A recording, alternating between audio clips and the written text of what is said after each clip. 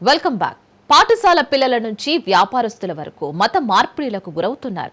నమ్మించి వంచించి ఇస్లాం మతంలోకి లాగేయాలి అనే వ్యూహాలు పన్నుతున్నారు కేటుగాళ్లు. తాజాగా మధ్యప్రదేశ్లో జరిగిన ఓ ఘటన తీవ్ర కలకలం రేపుతోంది. సహజంగా ఉండే కే for kite, M for mango బదులుగా ముస్లిం మతానికి సంబంధించిన పేర్లను పాఠ్య పుస్తకాల్లో ఉంచారు. దీంతో యావత్తు హిందూ సమాజం ఆగ్రహం వ్యక్తం చేస్తోంది. ఇంతకీ పిల్లల్లో మత బీజాలను నాటుతున్న నాయకులు ఎవరు? అసలు దేశంలో ఏం జరుగుతోంది? భారతదేశంలో భారీగా పెరుగుతున్న మత మార్పిడిలు. పిల్లల నుంచి పెద్దవాళ్ళ వరకు మతం మార్చాలన్న ప్రయత్నాలు.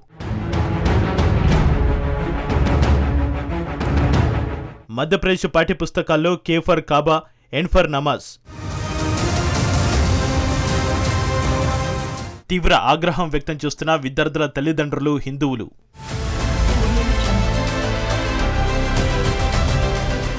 మధ్యప్రదేశ్ సైరన్ జిల్లాలోని ఒక ఆంగ్ల పాఠశాల వివాదానికి తెరలేపింది. సహజంగా ఉండే కే for kite, M for mango బదులుగా ముస్లిం మతానికి సంబంధించిన పేర్లను పాఠ్యపుస్తకాల్లో ఉంచింది. దీంతో తల్లిదండ్రులు తీవ్రంగా వ్యతిరేకిస్తున్నారు. K for kite or M for mango బదులుగా K for Kaaba, M for Moscow, N for namaz, O for women in hijab అని పుస్తకాల్లో ఉంచారు. ఈ విషయాన్ని గమనించిన తల్లిదండ్రులు వెంటనే ఈ విషయాన్ని ఏబీవీపీ దృష్టికి తీసుకొచ్చారు. దీంతో పాఠశాల గుర్తింపును రద్దు చేయాలని ఏబీవీపీ నేతలు డిమాండ్ చేస్తూ నిరసనకు దిగారు.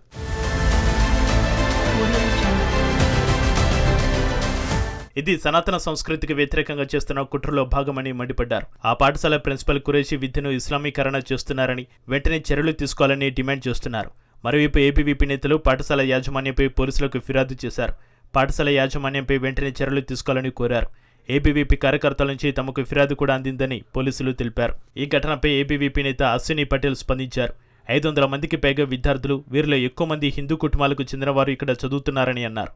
ఇది మదర్సా కానప్పటికీ యువతలో మతపరమైన విద్యను నాటుతున్నారని మండిపడ్డారు. ఈ విషయాన్ని జాతీయ బాలల హక్కుల పరిరక్షణ, రాష్ట్ర బాలల హక్కుల కమిషన్, మానవ హక్కుల కమిషన్, విద్యాశాఖ మరియు ముఖ్యమంత్రి దృష్టికి తీసుకెళ్తామని తెలిపారు. అంతేకాదు, మరో రాష్ట్రంలో మైనారిటీ రెసిడెన్షియల్ పాఠశాలలో ప్రార్థన సమయంలో ఖురాన్ చదివించాలని minority residential education society secretary ఉత్తర్వులు జారీ చేశారు. ప్రారంభం సురాఫతే రబ్బీ జిద్నీతో మొదలు పెట్టాలని ఆదేశించారు. సురాఫతే అనేది ఖురాన్లో మొదటి చాప్టర్. అల్లాను ప్రార్థించడం. రబ్బీ జిద్నీ ఇల్మా అంటే నాకు తెలివితేటలు ప్రసాదించు అని అల్లాకు చేసే ప్రార్థన. వీటితో పాఠశాల ప్రారంభించాలని తెలిపారు. లైబ్రరీ టీచర్ వార్తలు రాయాలని, దానిని ఆ టీచరే మెయింటైన్ చేయాలని, అలాగే బోర్డుపై రాయాలని కూడా ఉత్తర్వులో ఉంది. అసెంబ్లీ సమయంలో దీనిని సూచించాలని కూడా పేర్కొన్నారు. యూపీలోని మీర్జాపూర్ జిల్లాలో మత మార్పిడి ఘటన వెలుగులోకి వచ్చింది.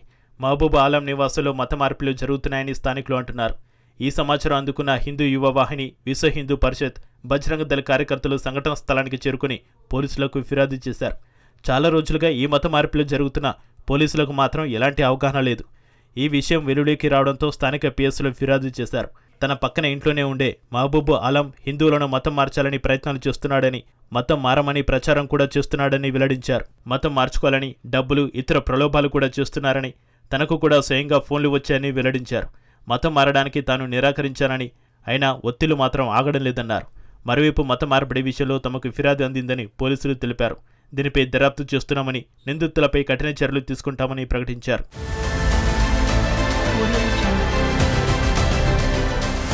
భిన్నత్వంలో ఏకత్వంగా ఉండే భారతదేశంలో మత మార్పిడిలు కలకలం రేపుతున్నాయి. పిల్లల నుంచి పెద్దవాళ్ళ వరకు మతం మార్చాలని కొందరు దుర్మార్గులు ప్రయత్నిస్తున్నారు. భారత్ను ఇస్లాం మత దేశంగా మార్చాలన్న ప్రయత్నాలు జరుగుతున్నాయి. మరి చూడాలి, ఇలాంటి ముష్కరులను ప్రధాని ఏ విధంగా మట్టుబెడతారు.